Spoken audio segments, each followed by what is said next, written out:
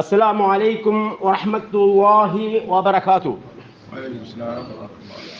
الحمد لله الحمد لله رب العالمين. اللهم صل على محمد وعلى آل محمد. اتقوا الله عباد الله.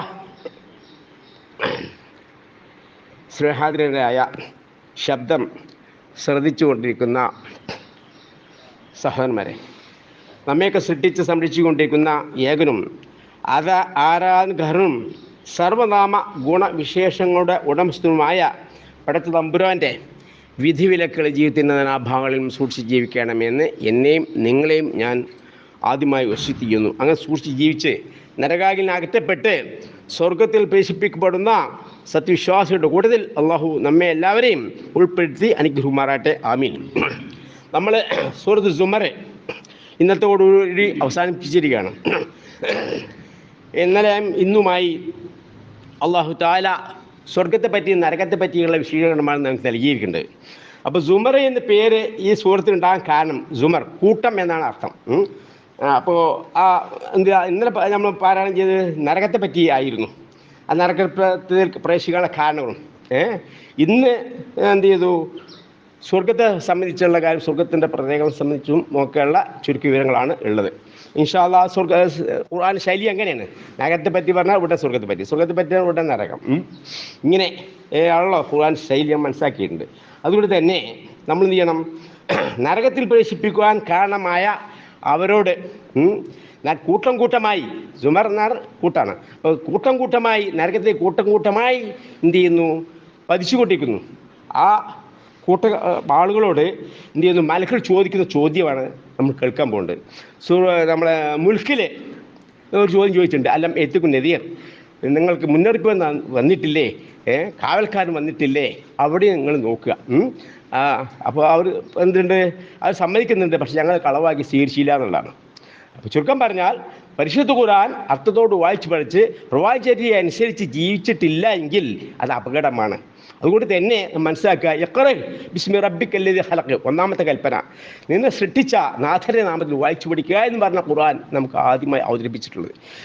നാളെ ഖബറിൽ നിന്നും നമ്മൾ ആദ്യമായി ചോദ്യം ചെയ്യപ്പെട്ട ചോദ്യം ഇതിൽപ്പെട്ട സുപ്രധാനമായ ഒരു ചോദ്യമാണ്, മാൽമുക, നിന്റെ അറിവ് എന്തായിരുന്നു? ആ സമയത്ത് നമ്മൾ എന്ത് ചെയ്യണം, മറുപടി പറയണം, ഖറഅതു കിതാബല്ലാഹ് ആമൻതു ബിഹി വസദ്ദഖ്തു ബിഹി, ഞാൻ വിശുദ്ധ ഖുർആൻ വായിച്ചു പഠിച്ചു. അതിൽ വിശ്വസിക്കണമെങ്കിൽ എന്ത് വേണം, അർത്ഥത്തോട് വായിച്ചു പഠിക്കണം. വസദ്ദഖ്തു ബിഹി, സത്യമാക്കിയെന്ന് പറയണമെങ്കിൽ ആ വിശുദ്ധ ഖുർആൻ കൽപ്പനകൾ അനുസരിച്ച് ഇങ്ങനെയാണ് നബി സല്ലല്ലാഹു അലൈഹി വസല്ലമ പഠിപ്പിച്ചു തന്നത്. സാഹിബിനെ പഠിപ്പിച്ചു, നബി സാഹിബ് ഉപയോഗിച്ച മാർഗം അതും പഠിച്ചറിയണം. അങ്ങനെ നബി സല്ലല്ലാഹു അലൈഹി വസല്ലം പിൻപറ്റി ജീവിക്കുന്നവർക്ക് ഖുർആൻ അർത്ഥത്തോട് വായിച്ചു പഠിച്ച് ഹദീസ് വായിച്ചു പഠിച്ച് ജീവിക്കുന്ന, നബിയെ പിൻപറ്റി ജീവിക്കുന്നവർക്ക് മാത്രമേ അങ്ങനെ പറയാൻ സാധിക്കുകയുള്ളൂ. അല്ലാത്തവർക്ക് അങ്ങനെ മറുപടി പറയാൻ സാധിക്കൂല. അപ്പം അതുകൊണ്ട് തന്നെ നമ്മൾ 13 വർഷക്കാലം നബി സല്ലല്ലാഹു അലൈഹി വസല്ലമ വിശുദ്ധ ഖുർആൻ സാഹിബിനെ പഠിപ്പിക്കുകയായിരുന്നു. തൗഹീദ് എന്ത്, ശിർക്ക് എന്ത്, നാനാചാരങ്ങളുടെ ആചാരങ്ങളുണ്ട്, നമസ്കാരം പോലും 13ാമത്തെ വർഷമാണ് എന്ത് ചെയ്ത് ഇസ്രാ മിഅ്റാജിലൂടെ പഠിപ്പിച്ച്. മറ്റുള്ള അമലുകളൊക്കെ തന്നെ ബാക്കി ശേഷം 10 വർഷങ്ങളിലാണ്. അപ്പോൾ ഈ വിശുദ്ധ ഖുർആനും അത് തഫ്സീർ ഇസ്ലാമിക് ചര്യകളും പഠിക്കാനുള്ള പ്രാധാന്യം ആ ഫർളാണ്. ഒന്നാമത്തെ ഫർള് അതാണെന്ന് മനസ്സിലാക്കുക. ശേഷമാണ് നമസ്കാരം പോലും നമുക്ക് നിർബന്ധമായിട്ടുള്ളൊരു ബോധം നമുക്ക് ഉണ്ടാവണം. നാം പള്ളിയിലാണ് ഇരിക്കുന്നത്, മലക്ക് നമുക്ക് വേണ്ടി ഇസ്തിഗ്ഫാർ ചെയ്തുകൊണ്ടിരിക്കുന്നു, ആ ഒരു ബോധം നമുക്ക് ഉണ്ടാവണം. അപ്പോൾ അതുകൊണ്ട് ആ പുണ്യങ്ങൾ നമുക്ക് നേടണം. അതുകൊണ്ട് ഖുർആൻ പഠിക്കും വേണം. നിങ്ങൾ ശ്രദ്ധ ക്ഷണിക്കുകയാണ്. പെട്ടെന്ന് ഇൻഷാ അല്ലാഹ് അവസാനിപ്പിക്കാം. അഊദു ബില്ലാഹി മിനശ് ശൈത്വാനിർ റജീം. وسيق الذين كفروا إلى جهنم زمرا. 71ാമത്തെ വചനം. വസീഖ, തെളിച്ചു കൊണ്ടുപോകും. അപ്പോൾ മൃഗങ്ങളൊക്കെ ഇടയന്മാർ തെളിച്ചു കൊണ്ടുമാതിരി വലിയൊരു കൂട്ടം മഹ്ശറിൽ ഒരുമിച്ച് കൂട്ടി വിചാരണ ശേഷം എന്ത് ചെയ്യുന്നു, നരകത്തിലേക്ക് ഒരു വലിയൊരു വിഭാഗത്തെ എന്ത് ചെയ്യുന്നു, മലക്കുകൾ ഇങ്ങനെ തെളിച്ചു കൊണ്ടുപോകണം. വസീഖല്ലദീന കഫറു, അവിശ്വാസികളെ തെളിച്ചു കൊണ്ടുപോകും. ഇലാ ജഹന്നമ, നരകത്തിലേക്ക്, സുമറൻ, കൂട്ടം കൂട്ടമായി. ഹത്താ ഇദാ ജാഊഹ, അങ്ങനെ അവർ അതിൻ്റെ അടുത്ത് എത്തിക്കഴിഞ്ഞാൽ ഫുതിഹത്ത് അബ്വാബുഹ, അതിൻ്റെ വാതിലുകൾ തുറക്കപ്പെടും, നരകത്തിൻ്റെ വാതിൽ തുറക്കപ്പെടും. വഖാല, പറയപ്പെടും, ലഹും, അവരോട്, ഖസനതുഹ, അതിൻ്റെ കാവൽക്കാർ, അലം എത്തിക്കും, നിങ്ങൾക്ക് വന്നെത്തിയിട്ടില്ലേ? റുസുലും മിങ്കും, നിങ്ങളിൽ നിന്നും നിങ്ങൾ പ്രവാചകന്മാർ നിങ്ങൾക്ക് വന്നെത്തിയിട്ടില്ലേ? യത്തൂനായിക്കും ആയാത്തി റബ്ബിക്കും, നിങ്ങളുടെ രക്ഷിതാവിൻ്റെ ആയത്തുകളെ ഓതിക്കൽപ്പിക്കുന്ന പ്രവാചകൻ നിങ്ങൾ വന്നെത്തിയിട്ടില്ലേ എന്ന് കാവൽക്കാരൻ കാവൽക്കാർ അവരോട് ചോദിക്കും. വൽയുറൂനക്കും ലിഖാഅ യൗമിക്കും ഹാദാ, ഈ ദിവസം കണ്ടുമുട്ടുന്ന മരണം കഴിഞ്ഞ് പരലോക ജീവിതം, സ്വർഗം നരകം, നിങ്ങളുടെ വിചാരണ, ഇതൊക്കെ ഉണ്ട്. മാലിക് യൗമിദ്ദീൻ, പ്രതിഫലത്തിന്റെ ഉടമസ്ഥൻ ആണ് അള്ളാഹു, നിങ്ങളുടെ ബോധം നിങ്ങൾക്ക് ഉണ്ടായിരുന്നില്ലേ? വൽയുറൂനക്കും, നിങ്ങളെ മുന്നറിയിപ്പ് നൽകിക്കൊണ്ട് ലിഖാഅ യൗമിക്കും ഹാദ, ഈ ദിവസത്തെ കണ്ടുമുട്ടും എന്നുള്ള കാര്യം ഓരോരുത്തരും കണ്ടുമുട്ടുക തന്നെ ചെയ്യും. ഉയർത്തെഴുന്നേൽക്കപ്പെടുന്നുള്ള ബോധം നൽകുന്ന, മുന്നറിയിപ്പ് നൽകുന്ന വിശുദ്ധ ഖുർആൻ ഗ്രന്ഥങ്ങൾ വായിച്ചു കേൾപ്പിക്കുന്ന, ജീവിച്ച് മാതൃക കാണിച്ചു ചെയ്യുന്ന പ്രവാചകൻ വന്നിട്ടുണ്ടായിരുന്നില്ലേ എന്ന് നമ്മൾ മൊത്തത്തിൽ മനസ്സിലാക്കുക. അപ്പം അവർ പറയും അവർ പറയും ബലാ, ഇല്ലാതെ എന്ന് ഉണ്ട്, വന്നിട്ടുണ്ട്. അങ്ങനെ എന്ത് ചെയ്യുന്നു? പല എതിരുകളും അത് പറഞ്ഞു നോക്കും. അതൊന്നും ഇവിടെ ഇല്ല, മറ്റു ആയത്തുകളിലുണ്ട്. ഇത് പഠിച്ചവനെ, അതുകൊണ്ട് ഇതൊക്കെ സത്യമാണ്, കണ്ടു, വാസ്തവമാണ്, സ്വർഗം സത്യമാണ്, നരകം സത്യമാണ്, സത്യമാണ്, ഞങ്ങൾ എന്ത് കണ്ണുകൊണ്ട് കണ്ടിരിക്കുന്നു, വിശ്വസിച്ചിരിക്കുന്നു. ഇനി ഒന്നും കൂടി ഞങ്ങൾ ദുനിയാക്ക് മാറ്റി പിടക്കിക്കൊണ്ടാ ഞങ്ങൾ നല്ലവരായി ജീവിച്ചോളാം. അത് മരണം മുതൽ അത് പറഞ്ഞു കൊടുക്കും. പക്ഷേ അള്ളാഹു താല കൊടുക്കുന്ന മറുപടി, അവിടെ കൊടുക്കുന്ന മറുപടി നോക്കുക. വലാക്കിൻ, പക്ഷേ ഹഖത്ത്, വാസ്തവമായി പോയി, നിർബന്ധമായി പോയി, കെലിമത്തുൽ അദാബ്, ശിക്ഷയുടെ വാക്യം, അല്ല കാഫീങ്ങൾക്ക്. അപ്പോൾ അതിൻ്റെ ഇനി എന്തല്ല, നിങ്ങളെ കാഫിര്യങ്ങളായി മരിച്ചുപോയ ആളുകൾക്ക്, മുസ്ലിങ്ങളായി മരിച്ചുപോയ ആളുകൾക്ക് എന്താവുന്നു? ഇസ്തിഗ്ഫാർ ചെയ്യാതെ മരിച്ചുപോയ ആളുകൾക്ക്, തൗഹീദ് സ്വീകരിക്കാതെ മരിച്ചുപോയ ആൾക്ക് നരകമാണ് എന്നുള്ള വാക്യം സ്ഥിരപ്പെട്ട് കഴിഞ്ഞിട്ടുണ്ട്. അത് നബി ഇസ്ലാം മുതൽ മുഹമ്മദ് സല്ലല്ലാഹു അലൈഹി വസല്ലം വരെയുള്ള പ്രവാചകന്മാരുടെ ഒരു ഗ്രന്ഥങ്ങളുടെയും പ്രവാചകന്മാരുടെയും ആ സന്ദേശം അയച്ചിട്ടുണ്ട്. ഇവിടെ വെച്ച് എന്തുള്ള ഒരു മാറ്റത്തിരുത്തുകൾ ഉണ്ടാവില്ല, കാര്യങ്ങളൊക്കെ ഉറപ്പ്. പ്രവാചകന്മാർ പോലും സ്വന്തക്കാരെ ബന്ധക്കാരെ നരകത്തിൽ നിന്നും ശുപാർശ ചെയ്ത്, നരകത്തിൽ പ്രവേശിക്കാതെ ശുപാർശ ചെയ്ത് സ്വർഗത്തിലാക്കാൻ സാധ്യമല്ല. കാര്യങ്ങളൊക്കെ മുൻകൂറെ പറഞ്ഞിട്ടുണ്ട്. പ്രവാചകന്മാർ പോലും നരകത്തിൽ വീണ സത്യവിശ്വാസികളെ മാത്രമേ, തൗഹീദോട് മരിച്ച സത്യവിശ്വാസികൾക്ക് മാത്രമേ അള്ളാഹുവിൻ്റെ അനുമതി പ്രകാരം ശുപാർശ ചെയ്യാൻ പറ്റുള്ളൂ എന്നുള്ള കാര്യങ്ങളൊക്കെ ഹദീസിലൂടെ പാഠം നൽകിയിട്ട് പല കൂട്ടങ്ങളായി നരകത്തിൽ കിടക്കുന്ന സത്യവിശ്വാസികളെ അതിൽ നിന്ന് ശുപാർശ ചെയ്യാനായി സത്യവിശ്വാസികളെയും നബി സല്ലല്ലാഹു അലൈഹി വസല്ലമക്കും അല്ലാഹു തആല പെർമിഷൻ കൊടുക്കും.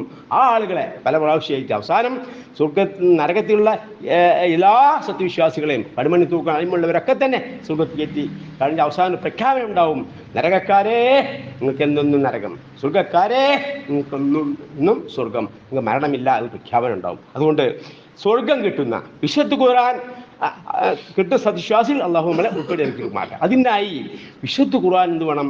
അർത്ഥത്തോടുകൂടി വായിച്ച് പഠിക്കണം. അത് തഫ്സീറായ നബി സല്ലല്ലാഹു അലൈഹി വസല്ലം ഹദീസ് പഠിക്കണം. അതിൻ്റെ പ്രാധാന്യം മനസ്സിലാക്കേണ്ടതുണ്ട്. ഈ പ്രവാചകനെ പിൻപറ്റിയാണ് ജീവിക്കേണ്ടത്. പണ്ഡിത പുരോഹിതന്മാരോ നേതാക്കന്മാരെ ആരെയും പിൻപറ്റി നമുക്ക് ജീവിക്കാൻ പാടില്ല. ഫത്വകൾ പിൻപറ്റിയാണ് ജീവിക്കാൻ. ആ പണ്ഡിതന്മാർ അങ്ങനെ ചെയ്തല്ലോ, ഈ പണ്ഡിതന്മാർ ഇങ്ങനെ ചെയ്തല്ലോ, അതൊന്നും പറയേണ്ട, അതൊന്നും തെളിവിന് പറ്റൂല. പ്രവാചകൻ നബി സാഹിബ് ജീവിച്ച് മാർഗം, അതെനിക്ക് തെളിവിനെ പറയാൻ പറ്റുമോ? പറഞ്ഞോ, നിങ്ങൾ പിൻപറ്റിക്കോളാം. ഇസ്തിഹാസ തൗസുലാണ്, അത് അനുവദനീയമാണെന്നും നിങ്ങൾ പ്രമേയം ഉണ്ടാക്കി പാസ്സായാൽ ബാക്കി സ്വന്തക്കാർ ബന്ധക്കാർ സമസ്തക്കാർ അത് നമുക്ക് സ്വീകാര്യമല്ല.